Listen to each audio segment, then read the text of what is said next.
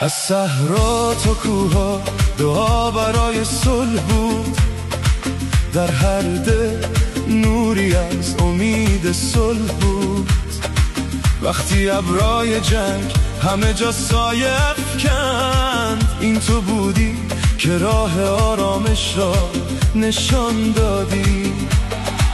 از اسلام آباد نوایی نرم برخاست، گویی مرهمی بر زخما گذاشت. چون برادری دست یاری دادی، پاکستان تو دلها را بردی. پاکستان از دل لشکر چراغ صلح را روشن کردی.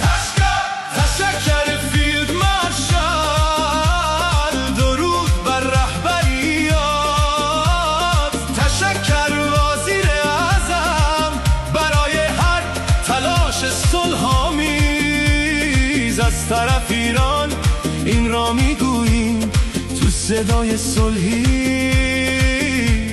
نور انسانیت.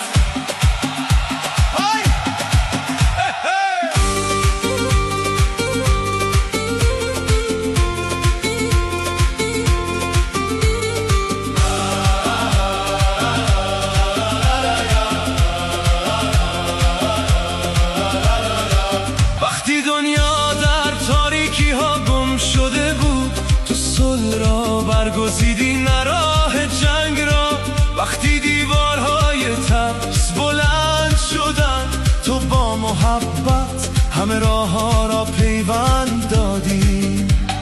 از تهران تا لاهور این صدا جاری، بزرگترین پیروزی است این سفری که دلها